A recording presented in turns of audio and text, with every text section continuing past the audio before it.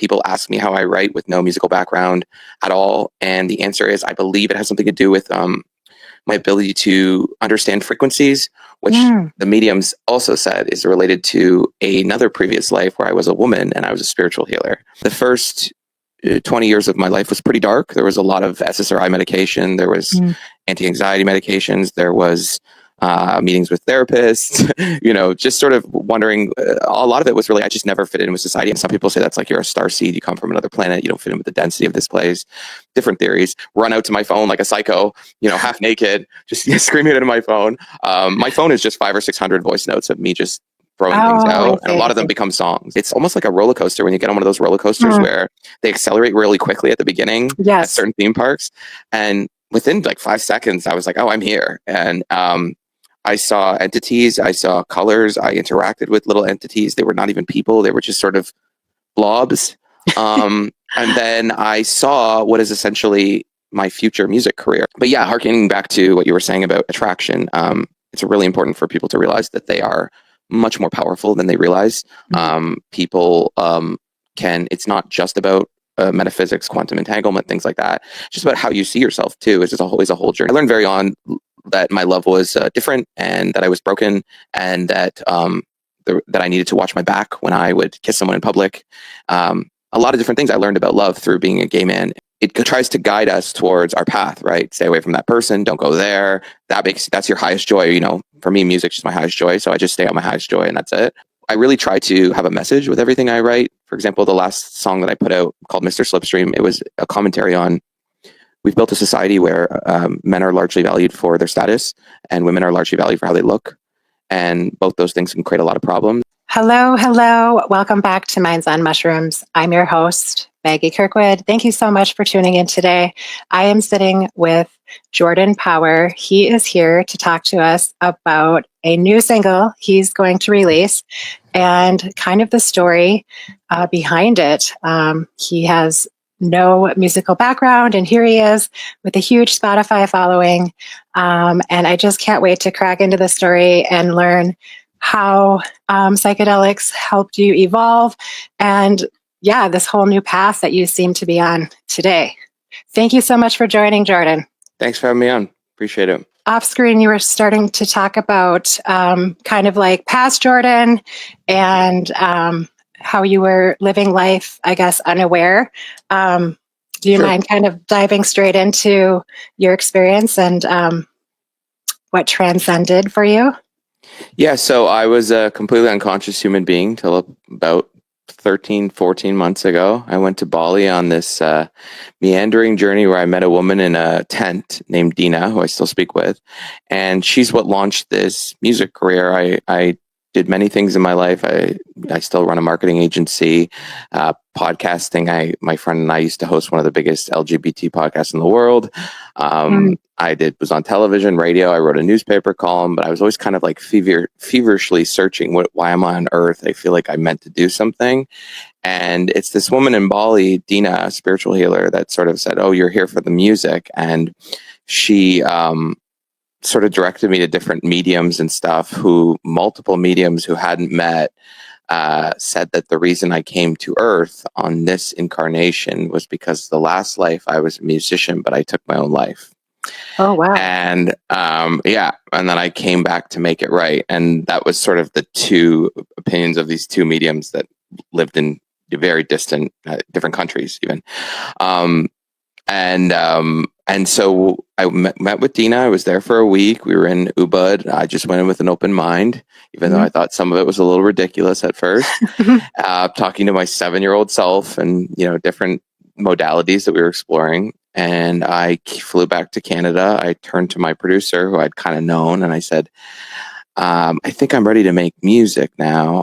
I'd never made a song at this point. I said, I think I'm ready for it. And I can't tell you why, but let's make a EP album of 5 songs and let's do it in 3 weeks, because I was limited for time. Wow. And he's like, man, you can't write music. You haven't written music. You've never been in a studio. Can you even sing? And there was just this extreme confidence that had come over me where I was like, I just know it's meant to be. So I'm just going to stick with it. I'm going to explore it. Wow. And the first day he sent me one of these production with some chords I liked. I sat on my couch on my laptop. The song was called Brand New. It's the first one I ever wrote. And it was a complete experience where an energy came over my body. My chest felt extremely warm. And I moved into observer effect, which is something people get on psychedelics or deep meditation. And immediately my fingers almost started moving on my keyboard. And I had written pretty much the whole song in about 15 minutes. Damn. Yeah. Out of body completely. So would you liken this to channeling? Or I'm starting to warm up to that idea now because I've written 19 songs since then and released them. Several of them are on the radio at the moment. And people ask me how I write with no musical background at all. And the answer is I believe it has something to do with my ability to understand frequencies, which the mediums also said is related to another previous life where I was a woman and I was a spiritual healer. And so it's like perhaps, and again, I'm just positing here, but perhaps the previous life of being a musician has then been married with the life before that where I was a spiritual healer. And now that I've been able to have a spiritual awakening and really deepen my practice, I can write usually 2 to 3 songs a day now. Wow.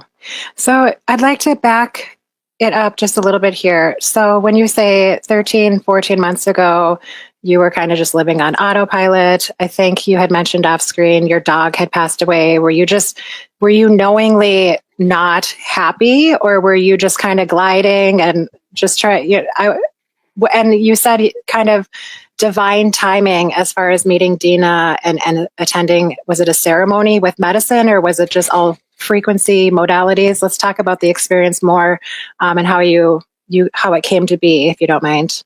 Sure, no problem. So I will say, since I've come onto this earth, let's say it's this incarnation, I have felt like I was a bit darker as a kid.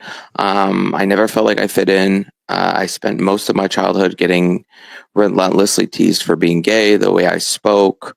I used to have people kick me in the head. My parents used to come to the school. The first 20 years of my life was pretty dark. There was a lot of SSRI medication. There was anti-anxiety medications. There was meetings with therapists, just sort of wondering. A lot of it was really, I just never fit in with society. I still don't. Sometimes I'll go in large groups of people and I'll feel very lonely, and then I'll go back home and I'll also feel lonely. I believe that I haven't really fit in here. And some people say that's like you're a star seed. You come from another planet. You don't fit in with the density of this place.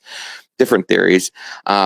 But I have explored many things over my life. And when I was 18 years old, I was diagnosed with a chronic illness called ulcerative colitis. And I battled that for about 18 years. And through consciousness work and through getting every chemical that exists out of my house, I was able to sort of reverse not only my physical illness, but my mental illness and things that I was struggling with. The psychedelics themselves, initially, when I used them prior to Dina, they were really just to get high with my friends. Sure. And there was no impetus behind it. It was just, some hijinks. And now I truly do use them for medicine, whether it's DMT, LSD. I've used mushrooms, and I've also done ketamine therapy here in California. Got you. So when you were in Bali and having the experience with Dina and the whole revelation of this past life notion that you were a musician and had ended your life, was that something that came, a message that she delivered to you through ceremony, through working with her? And then did you just feel so empowered through the medicine and through ceremony that when you got back home and you were talking to your producer, straight away, let's get started. Let's start, talk to me about that. I guess I want to hear more about the ceremony and kind of like, it sounds like you had quite the breakthrough experience. Yeah, Dina was doing more. I mean, she's a therapist mixed with a spiritual healer, which is kind of a really interesting combination, right? Because sometimes with long-term therapy, you can get into trouble where it's 2 years in, you're still living in the past, you're not manifesting from the present moment. So she sort of brought those two worlds together for me. What I did with her was really a lot of subconscious reprogramming and nervous system regulation, which is what really has to happen with people before they manifest or before they're able to get into any next level, right? I was in deep fight or flight. I had a lot of trauma with my dad leaving. I had abusive relationships. I was traumatized most of my life. So I was always someone who was hyper vigilant on edge. So the two of us sort of worked together to reverse that, get to the core of what's going on, get the energy moving through the meridian zones, tapping, various different modalities we explored. And then when I got back to Canada, I went on the psychedelic journeys myself. One of the things that I have a lot of experience with psychedelics. One of the things is I usually do psychedelics alone for the reason that energy transference is quite real. And if you're with another person who is inexperienced or is in a bad place, they can easily project their electromagnetic field onto you. And so I truly feel it's sacred medicine. And so I do it alone. Most of my trips, DMT, LSD, mushrooms, have been alone. I've done a few with friends. What I did notice when I got back to Canada was I sort of had a new lease on life. I was looking at reality differently. Anything seemed possible. And I think you need that precursor before you start going out there and just taking psychedelics. You probably have interviewed a lot of people who say the first time was a horror show, or the first time I had a bad trip, or had already done psychedelics so many times before that I was now going in with like, oh, I'm the operant power of my reality. I can manifest things. I can attract energy. I can attract music. And so it was just a different approach to it. But once I did the one mushroom trip when I got back to Canada of about 6 grams, that was right before I made my first album.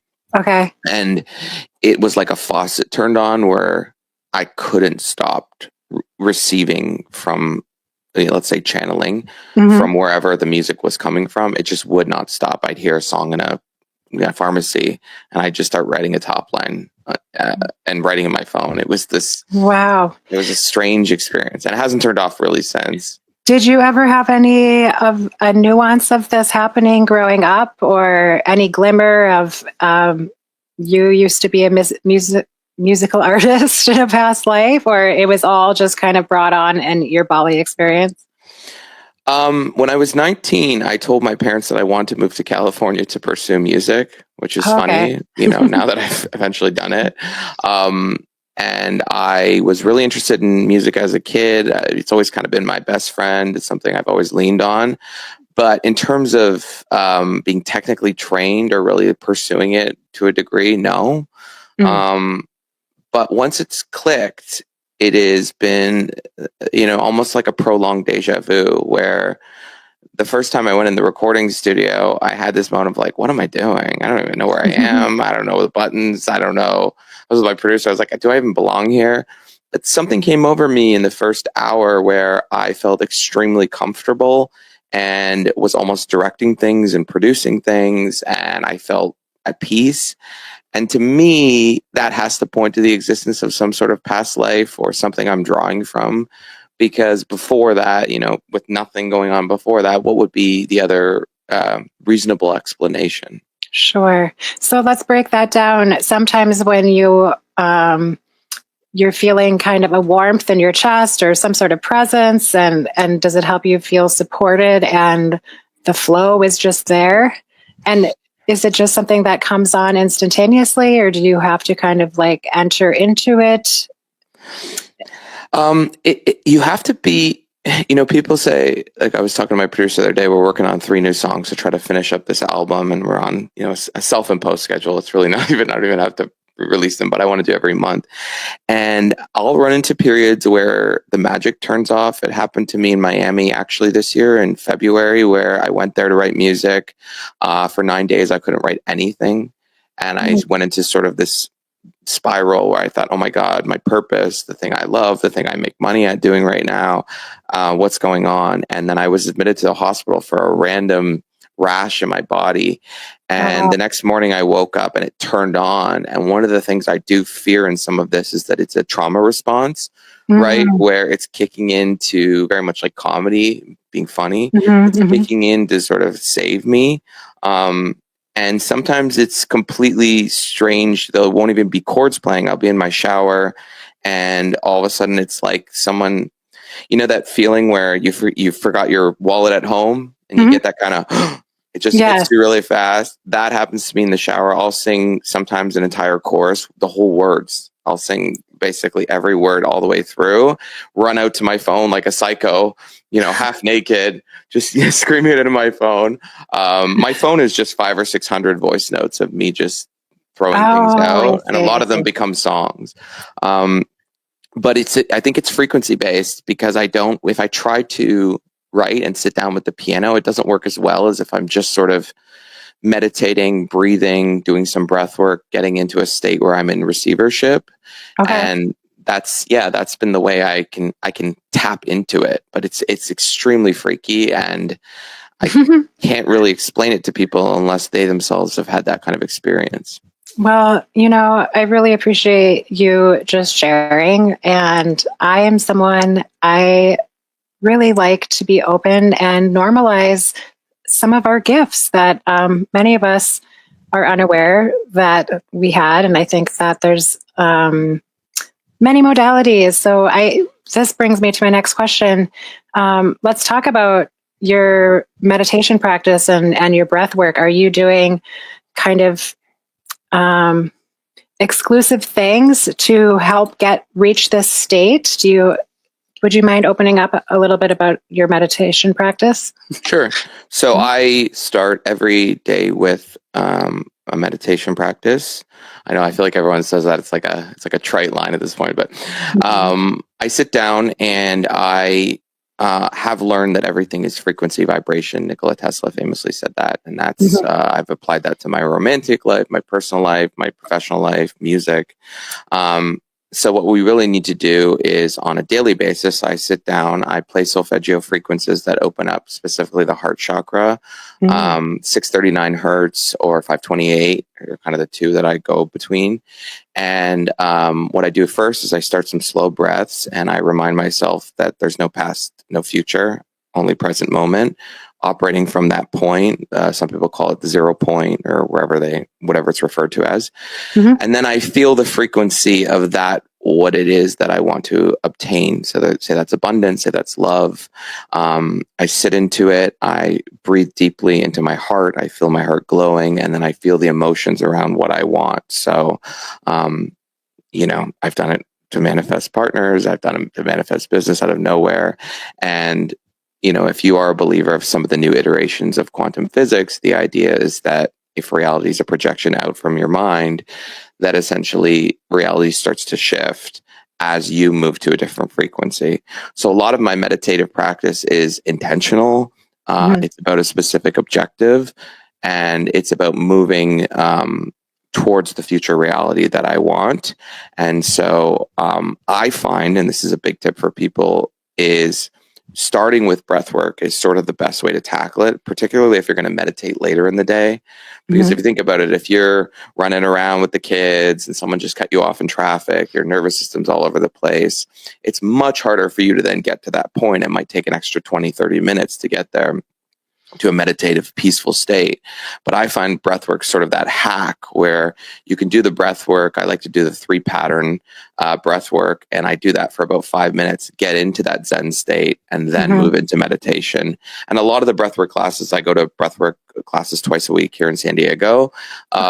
They usually conclude with the meditation at the end, after we've done breath work for 25 minutes to get our trauma and our energy moving. I see. Well, I just love talking about meditation. And while I have you heard of, I've been working with the central channel breath. Essentially, it is a cyclical breath. So if we look from our crown to our root, it's a series of exhales down and then inhale through the root, but you're like clearing your channel to try and be open and clean for receiving. I just wanted to hear if you had heard of it, the central channel. No, I'm always open. I'll look it up. I do the 3-pattern, the one that's kind of stomach, chest, out. Yes. I don't really would do it. So I look like an I idiot. believe Dr. Sue Mortar, she might be, well, for sure she's central channel. And she also has the belly, chest, outer, and then exhale as far 360. Right. Yeah. Yeah. Cool. I'm just, for me, I thought I was meditating just in Pilates or yoga, and, I was, but like you were saying, really starting with your breath, for me, that's the quickest way to get all of this stopping. And then, I think that I've been working also just holding my breath and just kind of playing with, I don't know, brainwave and frequency. And it's hard to explain, but I love it. I'm so fascinated by it. And I'm so happy when people share what's worked for them. I also do, I mean, this sounds, again, it might sound wacky to people, but it won't sound wacky to you. A friend of mine suggested something called network spinal. It's a form of chiropractic, sort of Reiki meets energy work, but it's a form of nervous system regulation. I've been doing it for about 2.5 months now, once a week. And you go and you breathe very deeply, different states, and you get a critospinal wave of energy. You're laying on your front. And they do very, very light manipulation. So it's like kind of tapping certain areas, gateways of the spine, moving energy through. I don't fully understand the science behind it. I'm not going to pretend I do. And initially did sound a little wacky to me, but I trusted my friend and I trusted a lot of the people that I met when I was there and I interacted with, and they were wonderful people.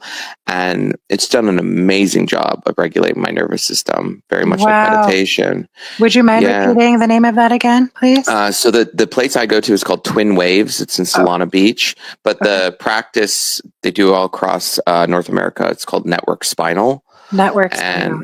Yeah, a lot of people have explored it, but I think it's kind of growing right now, and it's amazing. I'll be honest. I mean, a woman cut me off in traffic the other day, and I just was like, "It is what it is." Old me would have been like, projecting, yelling. I really do credit these two women for that. So another way to regulate the system.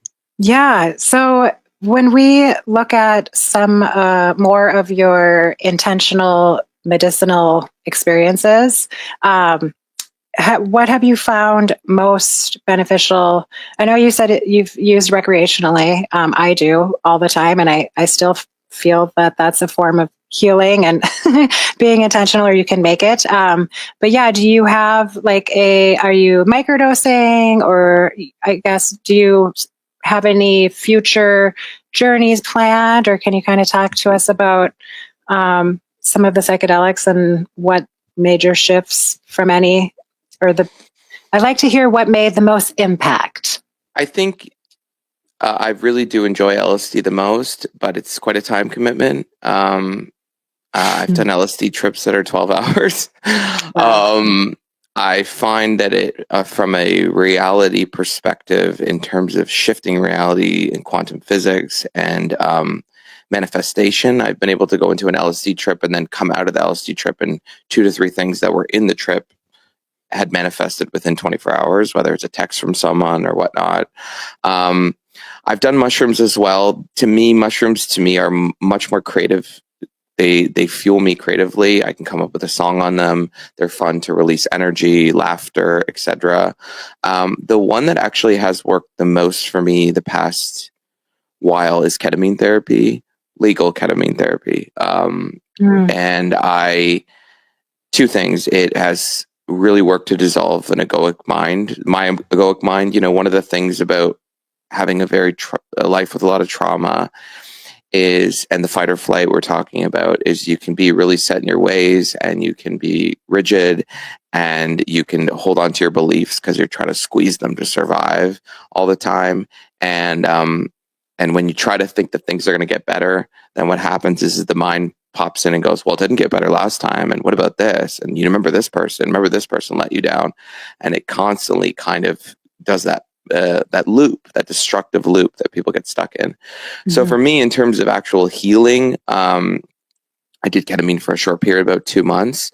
It was an amazing experience. I did very high doses. I did what they said was, and I think I just have the mind for it. Like I said, I do 6 grams of mushrooms and I could probably do 7. I did the highest legal dose. I remember at a certain point, I completely disassociated out of my body. I was floating completely out of my body. I couldn't feel the back of my body. And I was moving sort of through different kind of areas. At a certain point, I was almost like above the table where it was happening. I was just kind of looking down at myself, same way that people speak about in a near-death experience or when they do DMT.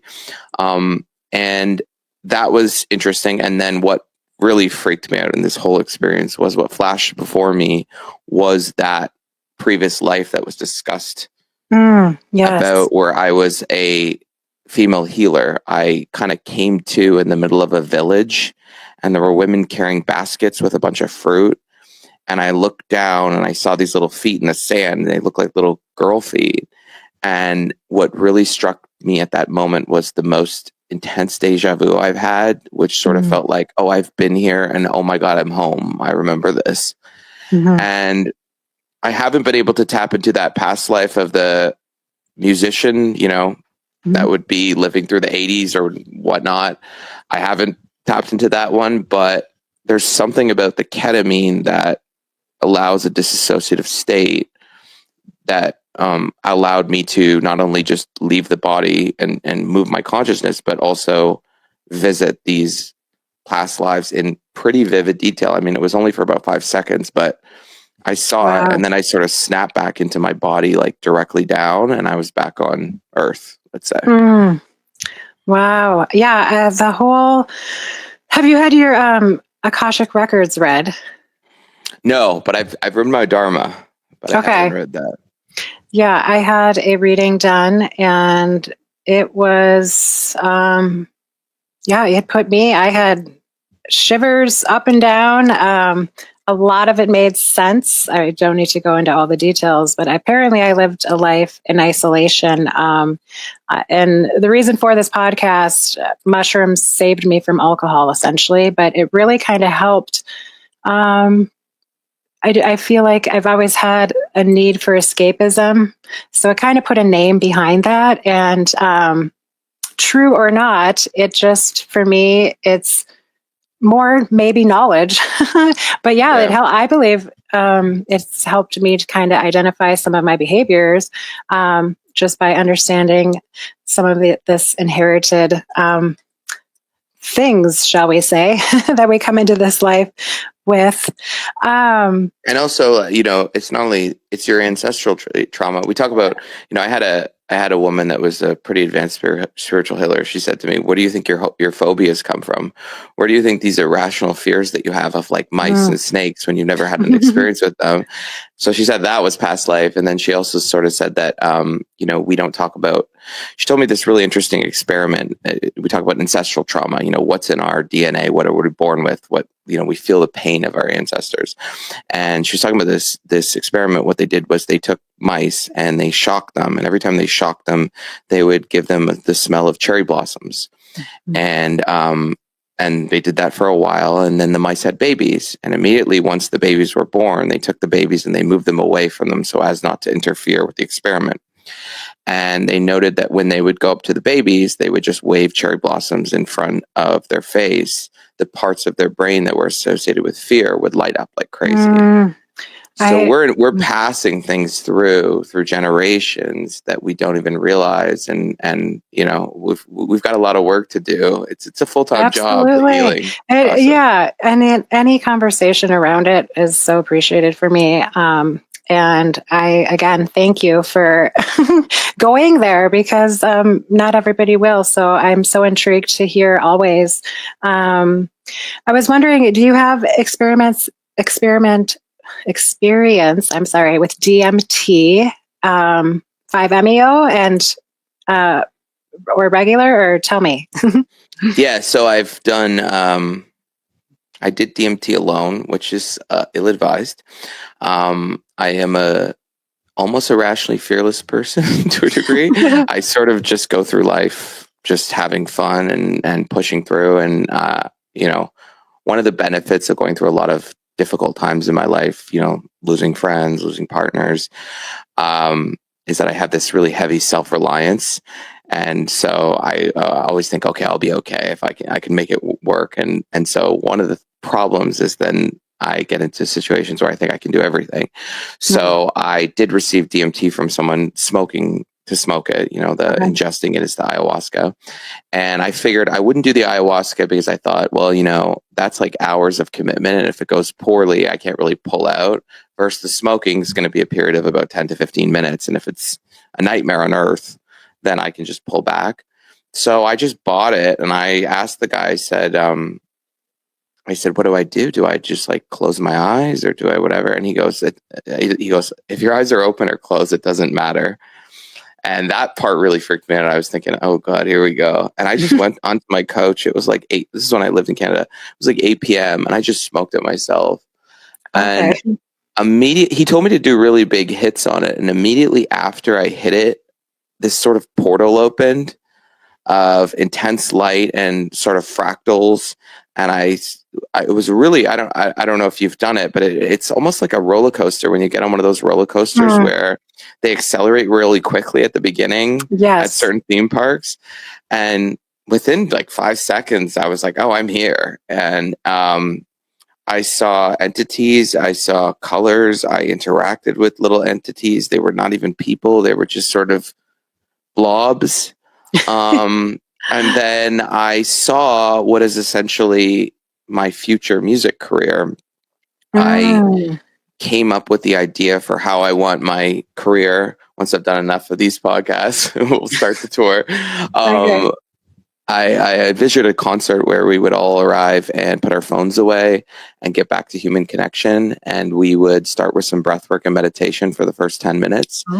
And this really cool space of fractals and sacred geometry and kind of clean modern spirituality in 2025 with the visuals. And I saw the whole thing during that experience. And I think that's what filled me with that almost irrational confidence to do this. To put a significant amount of money in it because I saw it and it felt so real and I was connected to it. And I said, well, let me just on a quantum level, just connect with it and make it my reality. Wow.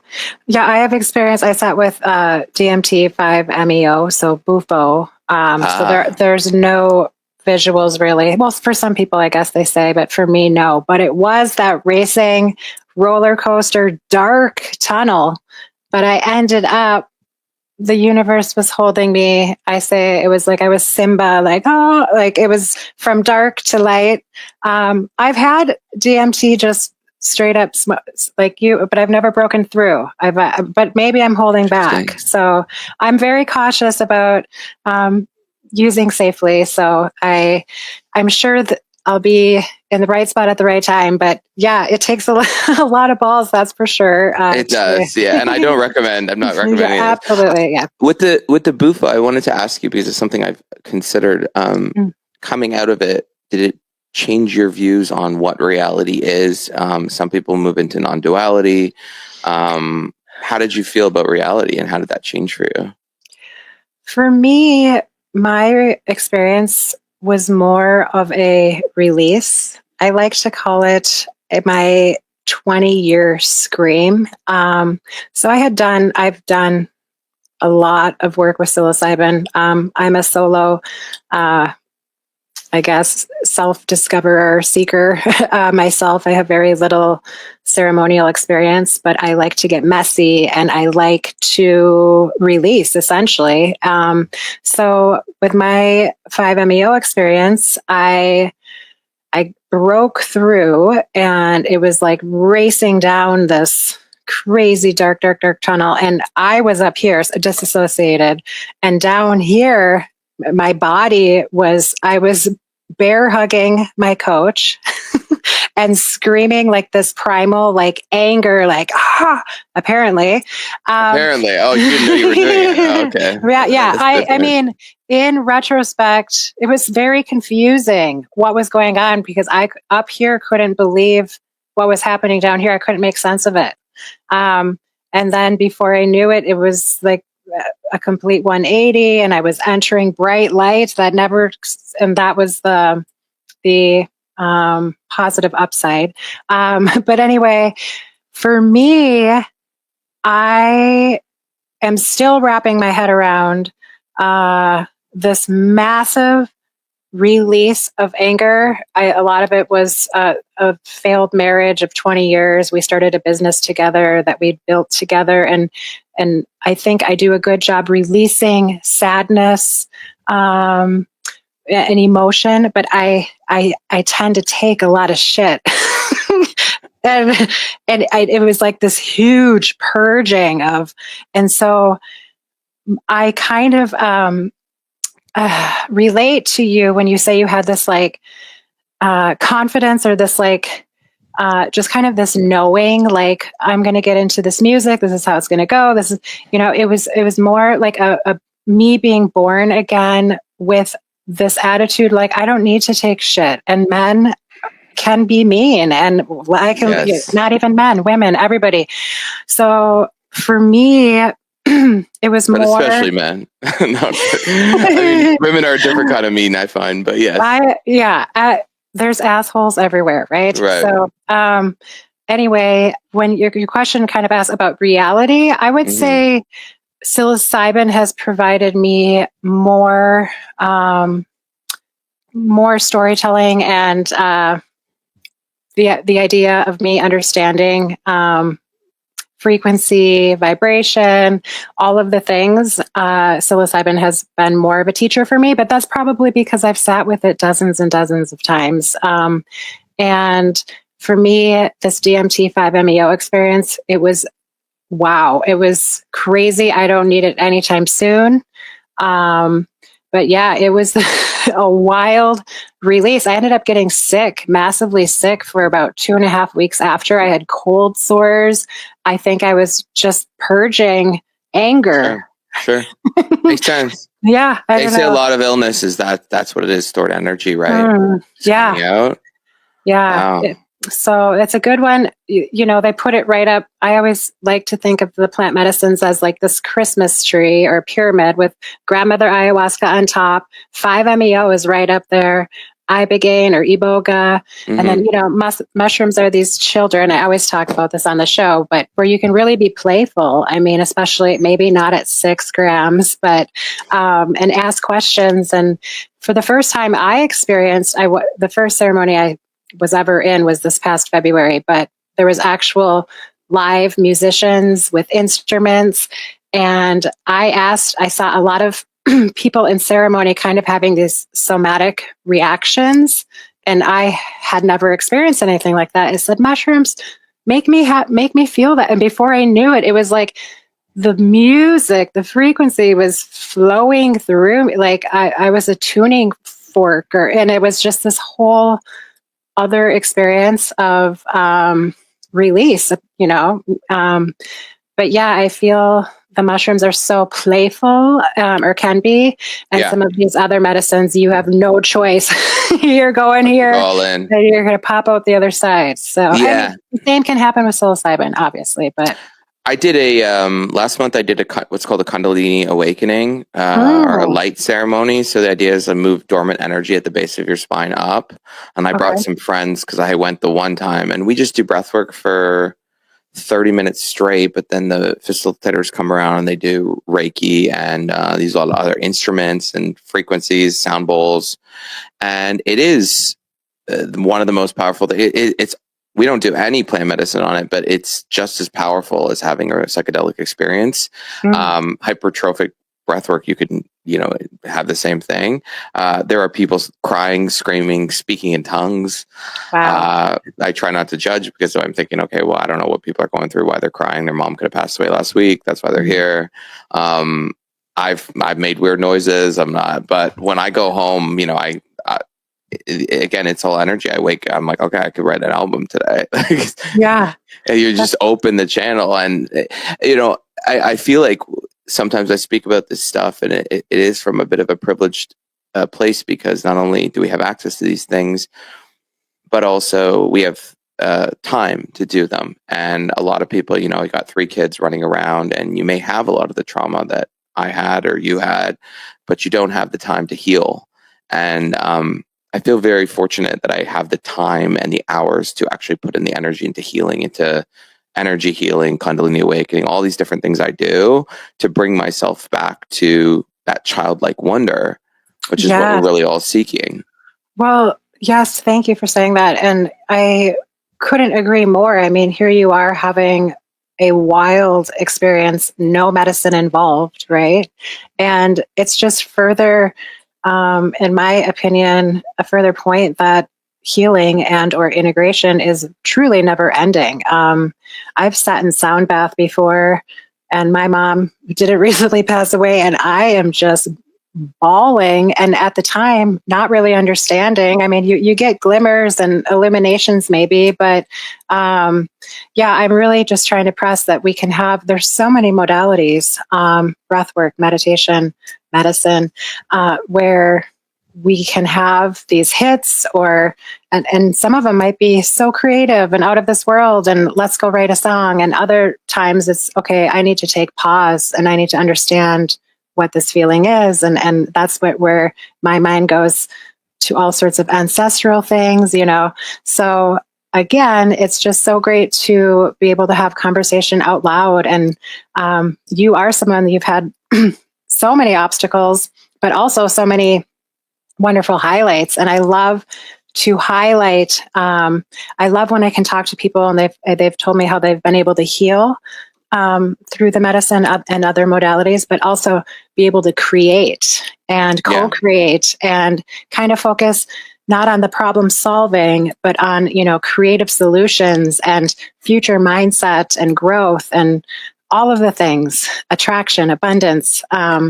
So do you have any, for our listeners out there, any, I don't know, you've already given us some of your meditation tips and techniques, but yeah, I'd like to talk about attraction and kind of receiving. And did you have a big shift? Have you always felt like you were someone who's been able to receive, or were you someone that didn't feel deserving at some point? And that's something you've been working on. I would just love to hear kind of your personal story there, if you don't mind. Sure. I mean, around sort of metaphysics, that's something I sort of got into in the last little while. I've been able to manifest literal miracles.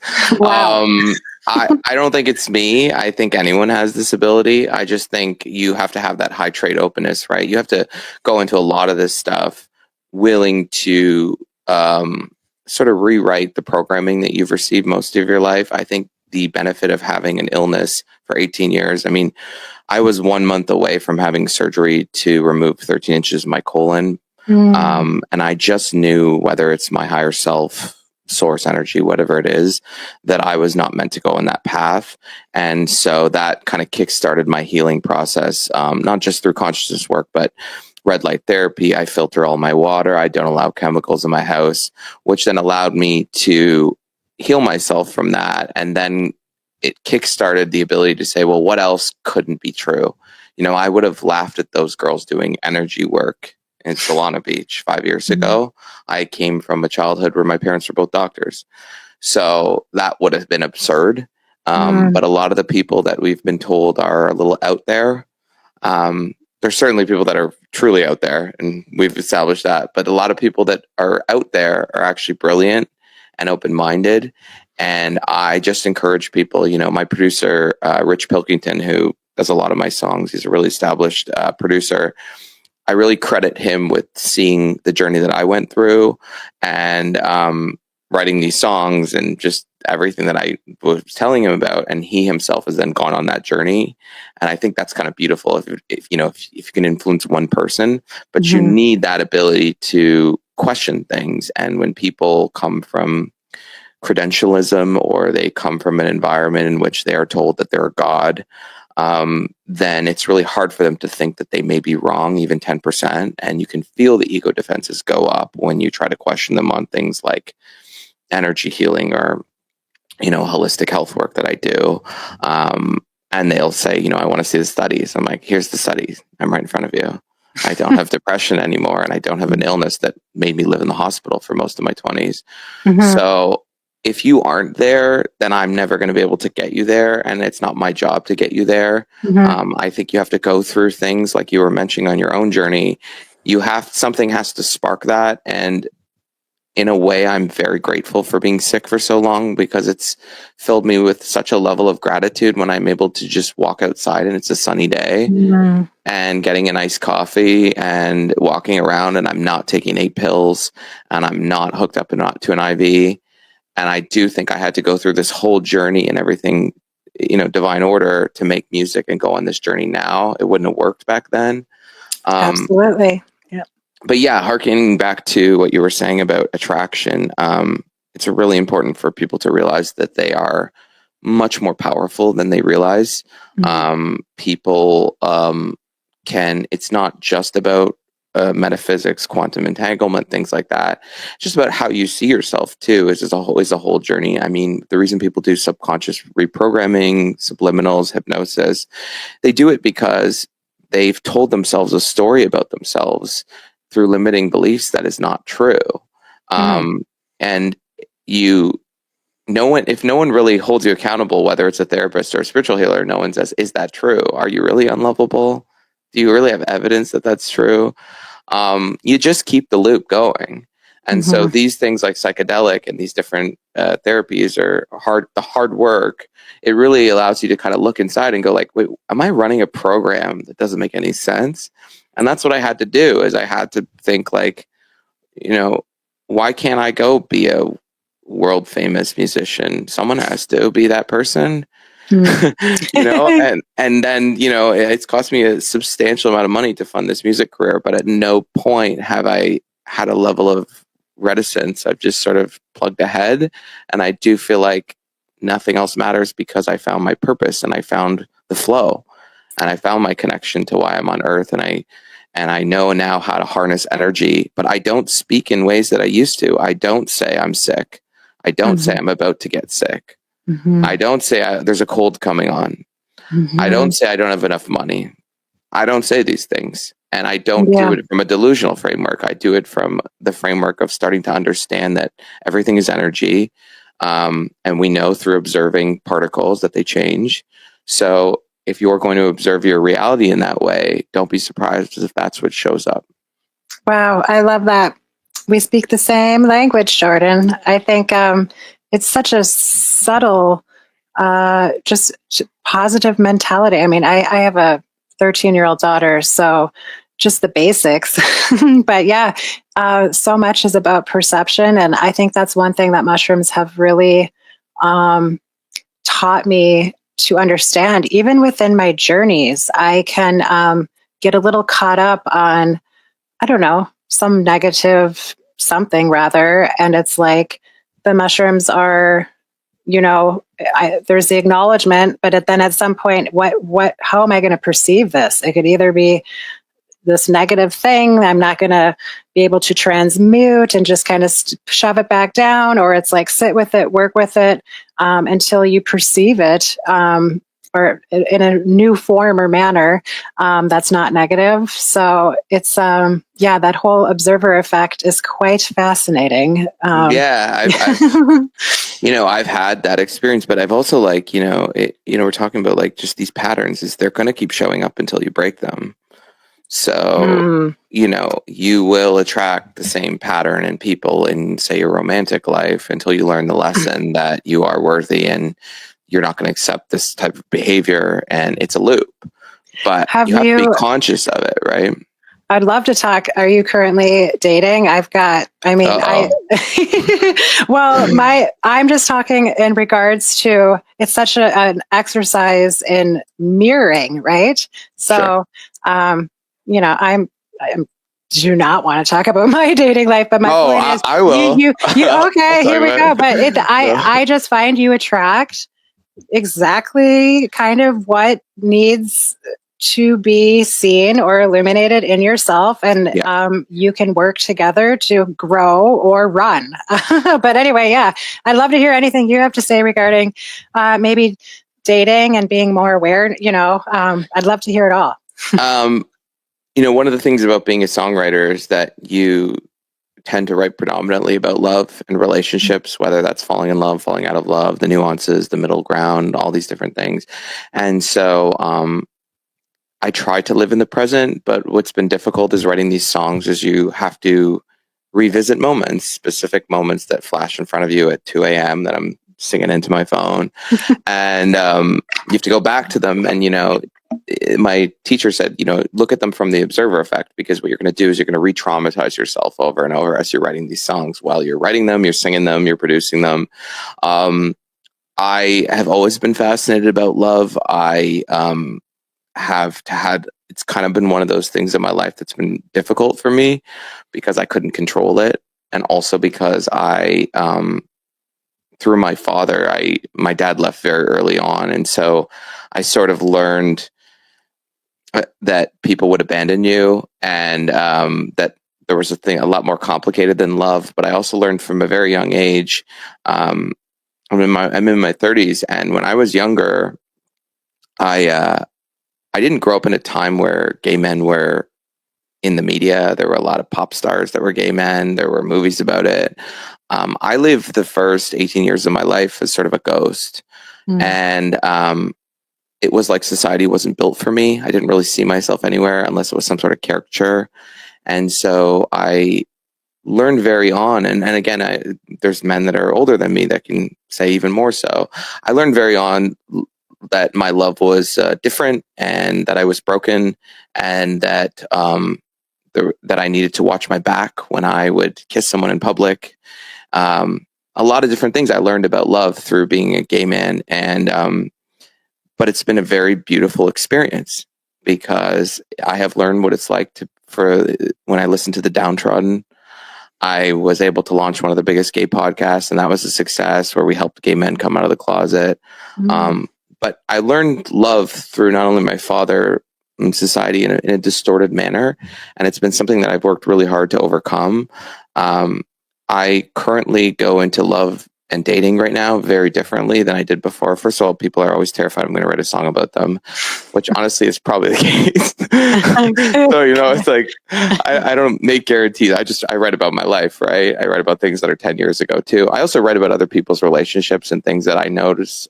There's a song that I'm working on at the moment that's sort of a friend of mine's relationship, and she's describing it to me, and I'm kind of trying to understand it. But it's fascinating for me. It fascinated me. And actually the part of it that's fascinated me the most is the relationship with yourself, the self-love, because what you were just saying about it's going to be reflected back to you. It's like you're going to attract people that are going to reflect that back to you. They're going to trigger it over and over until you learn. And perhaps there's a good amount of utility in looking in the mirror in the morning and saying, I love myself, and actually looking in your eyes. I mean, just an exercise for your audience. Look at yourself in the mirror very closely and say, you're the best. I love you. And watch how uncomfortable it is the first few times. And that'll teach you how much work you have to do. I love that, Jordan, especially first thing in the morning. Eek. But, or if you've gained 15 pounds and you're, care about that. Yeah, I've been trying to be super mindful, at least first thing in the morning, before you get out of bed, before you touch your phone. Just taking, a minute to 5 or whatever it is before you even turn this thing on. But it's challenging for me. Mornings are I would say, most anxiety-ridden time. And so like I said, I've just really, I count on that, even that little brief bed meditation to just set me up for more success than I would if I hadn't. But I think that's an awesome tip for listeners. Just starting there, because a lot of people, when it comes to meditation, well, I don't, do I have to go sit cross-legged? I don't have it's like, no, honey, we can do this. We can do this right now as we're talking. Or they say, I can't do it. Right. I've tried once or twice. I can't do it. It's like, well, put your phone down. You don't actually have ADHD. You have an addiction to your phone. And if you went off of it for a week, it might mysteriously go away, and then you might be able to meditate. Just something to consider, But a lot of people say I can't do it. I'm like, I couldn't do it before, but once I stopped stimulating my brain constantly, it was a lot easier. I was going to ask you, because we talk about frequency, but one of my tips I've been giving some of my I do psychedelic coaching, clients for meditation. Even if you go to YouTube, you can find, or you were mentioning, I always say it wrong, Selefigo, healing frequencies. Solfeggio Thank frequencies, you. yeah. But you can even find, or if you, I know it's not the best to listen to via headphones, whatever speaker, but just basic sound bowl frequency, and then sitting in meditation and just trying to follow the sound and nothing else puts me where I like to be. So I actually do meditate with sound mostly because I like to use the method of focusing on sound, which strips away all these layers. I was going to ask, are you more in silence or? No, I always do solfeggio frequencies, and I do the frequency that lines up with the specific chakra that I'm trying to I see. Okay. target, right? So if it's the root one, if I'm feeling, I just moved to America, so it's like, am I feeling out of sorts? For me, though, I usually almost always go back to the heart chakra because we're sort of learning now that you look at Joe Dispenza's work, we're sort of learning that our hearts are sort of emanating a frequency out. We know we have a 12-foot electromagnetic field around us, but we're learning now how our hearts can communicate with the quantum field. And so I go into my heart and I just tell people 528 hertz, 639 into the heart, feel the glow. And you would be shocked how, if you really focus at about the 5-10 minute mark, you could convince your body for a very specific period of time that you're a billionaire. So just try it as an experiment. So it's not about the Ferrari, it's not about the house, it's about the feeling. What's the feeling, right? Neville Goddard, feeling's the secret. So what is the feeling? If the feeling is peace, I don't stress about money, I made it, I'm confident, whatever it is, feel that. And if I told you right now, you just won $100 million, if you didn't in the lottery, you would feel that feeling in your body, right? You'd feel, oh my God, it doesn't change what's actually happened. And so if you think about it like that, if you want to feel like you're in love, if you want to find a partner, if you want to align with that energy, if you want to rewrite your subliminal programming, go sit with the solfeggio, feel your heart open, and feel what it's like to have love for a partner and yourself and a dog and a tree. It's all the same, right? I love it. Just sit in that. Thank you again, just for simplifying. I think that so many people get caught up in the visualization, which I guess I don't have the studies in front of me, but I'm sure can't hurt or hinder. But what I think mushrooms have taught me is, in some of these journeys, I feel like I've learned things that I can't possibly explain through words or drawings. They're more or less like these essences or these feelings of, this is how it's going to go down. This is where you came. And you can't really surmise it into word or, I don't know, pictures. So yeah, I love Joe Dispenza. I think he calls it heart resonance, heart or coherence. Sorry. Heart-brain coherence. Yeah. Yes. Heart-brain coherence. And yeah, I love how you said you got to give it some time, 5 minutes, 10 minutes it's a commitment. So, but you can almost feel, like, I find you can almost feel the chemicals move in your body. Like if I did one time as an experiment that, like, I won the lottery for $100 million, and I'm like, let me see what that would feel like in my body. And like, I could feel like that shiver in my body and that endorphin rush. I could feel it all. And it's like, we're so much more powerful. And I think what you're saying is so interesting about the mushrooms, because you're hinting at something that it took me a little while to understand, is that when you say that you can't really put it into words, it's because the human mind is so limited, right? How the higher self actually communicates to us is through intuition and feelings. So it tries to guide us towards our path, right? Stay away from that person. Don't go there. That's your highest joy. For me, music is my highest joy. So I just stay on my highest joy, and that's it. And that's what you have to do, is go with your intuition, because it's so powerful. Your thoughts are mired in drama and trauma and programming and all these things. Your thoughts are really polluted. You want to go with your heart. And that's why we lean into that heart meditation, because it's guiding us exactly where we want to go. And at any point in time, there was a spiritual teacher that told me, your problem is thinking, stop thinking. I was like, how do I stop thinking? I'm a human. I have to like pay my taxes, whatever. And she's like, you don't understand how powerful you are. You know, you have a higher self that has brought you down to earth, but that higher self still exists. And it has an infinite amount of information and knowledge that you could never have with your limited human mind.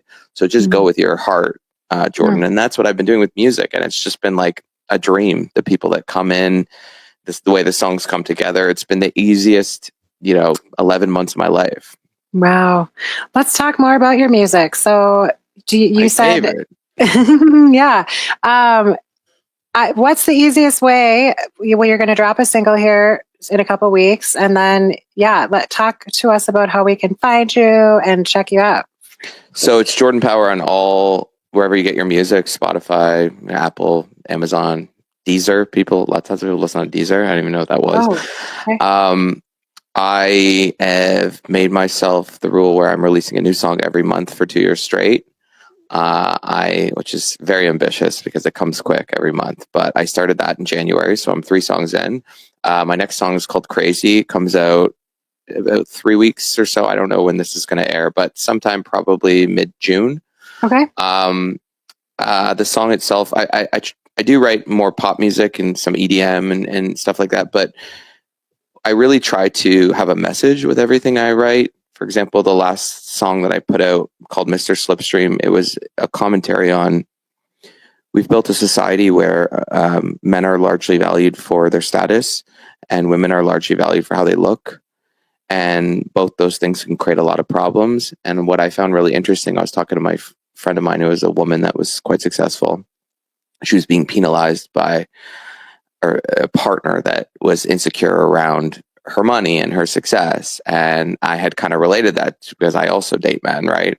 So I talked to her about that, but then I thought, it's also interesting because when you're a gay guy, you also compete on status because you're 2 men. So that's also another weird hindrance that's going on. So I try to write songs that provide a level of social commentary, which with pop music isn't usually the case. It's usually just, hey, this person broke my heart, let me add a hook. So the new song Crazy I was writing about is sort of like, you have to be crazy to fall for someone. You have to be crazy to let go, particularly as you get older, because you have all these bad memories that are flashing in front of you of everything that could go wrong. When you're 16, you just fall because you think it always works out and you think it'll be for forever. And, we know statistically that's very unlikely. And so I was kind of writing this song Crazy where it also had the meaning of like, am I a little crazy? Am I difficult to love? And one of the lyrics is found your heart, lost your mind. And that's kind of something we go through, right? We can, some of the great, one of my great therapists said, don't confuse intensity with intimacy. Wow. And, some of the people that I've been the most crazy about were terrible for me. They were a reactivation of all my childhood wounds from my primary caretaker. So I try to write songs about not just love, about life in general. And I try to leave people with something, double meanings through lyrics. I don't try to get into a lot about what the songs are about because for everyone with art, they take on different, kind of reasons and stuff. But like some of them, I wrote this song called Money about this woman I met in Orange County, and she was kind of crazy, and like she was in high society, but she was the most miserable person I've ever met, and she was trapped in this relationship with this guy in a $30 million house. So just things that come about, and I think I try to think like, what would that be like for her? That's the ultimate way you relate to other people, even if you don't understand what they're going through. You try to think, well, is there a little bit of me in this? Is this why I'm interested in this? So that's what I'm trying to do with my songs coming out over the next little while. It's like, obviously we make them hooky and there's a lot that goes into the production, but I try to address certain issues and really just bleed out the lyrics. That's how you make great music, is you don't think about, oh my God, who's going to judge me for this? Or did I say the wrong thing? Right. You just open the channel and release, essentially. Well, you've got an extra special channel. It's a lot sometimes, I tell you. I was going to ask, do you mainly do online music? Or do you have any performances? Have you gone that route? For the past year, I've just really put my nose to the grindstone and really just I made 19 songs in 11 months, put them out. Wow. And they get better as time goes on. I find some of them, but it's sort of like people got to see me get a music education because I never went to school for that. So I'm slowly getting better. My goal is essentially to keep releasing a new song every month for, like I said, 2 years, and then tour the world and build a movement around. I explain how I want the concert to look, but I also want the merch at the concert to not be a hoodie with a bunch of crap in it that people put on their bodies and absorb some microplastics. I want to sell merch like a shower filter, the things that brought me back to physical health, and then we would use the music as a way of mental health and addressing our mental health. So my goal is essentially just to keep working my butt off, doing a bunch of podcasts for the next year, and then amassing enough of a fan base that I can just get out there and meet people. And I really want to build a movement. I really think it's a good time for a lot of people to get off their phones. This stuff is destroying our brains, and get back to connection and who we are and where we come from, and whether that's spiritually on our personal level. And so that's what I'm trying to build with Jordan Power, the music brand, is really trying to build a kind of unique place where we're not at each other's throats about things that don't matter on the internet, whether it's liberal, conservative, whatever it is. I kind of am just moved into a political space because really the news for me is so low vibration, and it's such a level of like trauma-based mind control that I just want to get back to our primordial basics. I love it. I love how you are also infusing, when the day when you have your sold out show with all the merch, selling products that are bettering our health. But yeah, that's such a special component, that you had to endure to realize how grateful you are for your health and being able to sing and do all the things. So it's really such a beautiful story, and I'm captivated, and I can't wait to keep following along. And I'm excited for this new release. So when that happens, we find it on Spotify. Yeah, so wherever you listen to my music, just hit the follow button at the top. Usually, just if you get new updates, it's like when you post a new YouTube update, same kind of idea. Or you can follow me on Instagram. It's Jordan J Power on Instagram, and I'll just post usually when I have new stuff. I'm not super active on there because I am writing music constantly and just constantly working because I love it. But that's where I'm going to be posting new updates, and then I'm about to launch a TikTok. And when I say I mean I'm hiring someone to do it because I can't really go on there because that's just really kind of freaks me out. I've never even been on TikTok my whole life. I know that's kind of a weird thing to say, but I know I need to get the music out. So yeah, well, there's so many ways and so many avenues, and I feel like artists have the hardest time promoting themselves. So sometimes it's easier just to get somebody who knows what they're doing. I can't wrap my mind around any of it. There's so many platforms, but we just do the best we can. But I've already been checking you out. You have like an amazing Instagram following and Spotify. So I'm just really proud of you, for tuning in to what Jordan was feeling and knowing, and this path that provides you just so much, just for your own sanity, but also trying to, help people inspire others. So it's such a beautiful, beautiful story. And I have really enjoyed our time here today. Is there anything else, any parting words you'd like to leave the listeners with? So much pressure. I don't know. I think I want to be careful when I start this movement and this sort of side supplement health thing that I want to do along with this is not to get too preachy or interfere with people's lives. So I try to stay on the sidelines a bit, and I don't really offer a lot of unsolicited information unless people come to me. But I think what I would just say to anyone listening in your audience is you are a lot more powerful than you realize. I think it is, if you're going to be a different person, if you want to be a different person, try to live like a different person for a week. Try to interact with new people. Try to smile at everyone you encounter. Try to talk to yourself only in a positive way.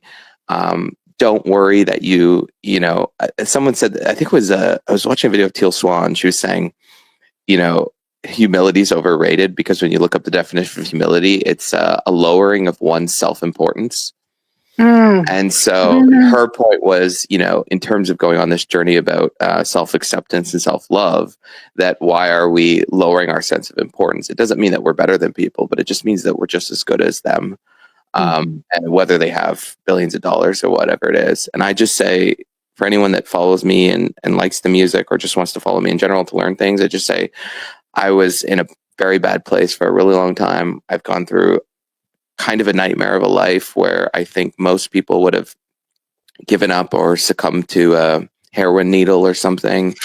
And I really want to inspire that in people, is that, like, it's never too late to start again. Your past doesn't matter. Let it go. Live in the present, and believe in yourself. And I do think we all come to Earth with innate talents and gifts, and there's a reason we're here. And it took me a really long time of running around like a maniac trying to find mine, and a lot of money and but I'm finally here, and I'm at peace with, I need to be a musician every day for the rest of my life. And I think a lot of people can find that, but I encourage people to go on a journey, find a local yoga studio, find a local spiritual person, open your mind, listen to them. Even if you think it's a little wacky, even if you got a degree from Yale and you don't go down that route because you're, so much smarter than everyone else, blah, blah, blah. Just stay open-minded to anything. And even the fact that you could be wrong about a lot, and a lot of the things you've been taught are wrong. And try to understand people. We're at this place now where everything's nuanced, right? No one's fully left wing, fully right wing. No one's fully in this camp, fully in that camp. Everything is, you understand it through nuances. Well, it's a little bit of this and a little bit of that, and really just have conversations with people from an open mind. And say, yeah, I understand what you're saying here, but this, and I think that's how we're going to heal collectively at this time where it seems like things are really going off the rails. Right. So beautifully put, and so appreciated. Again, just hearing any conversation around all of it, really, I think is so helpful, and normalizing for people who it's a never ending conversation, really. Just, but yeah, I'm thankful to hear about your experiences and your future. It sounds so exciting. And I will definitely be keeping an eye on you, and our listeners know to find any details, links, and all of that in the show details. So I'll be sure to list them.